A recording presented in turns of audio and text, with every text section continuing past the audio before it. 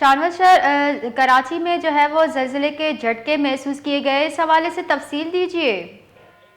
जी, आज 2 लगकर 25 मिनट पर मलिर के मुख्तलिफ इलाकों में जिले के नॉर्मल जो झटके हैं वो महसूस किए गए हैं। अभी जो रिकॉर्ड हुआ है जिले के झटके वो 2.11 शहरा पे रिकॉर्ड किया गया है।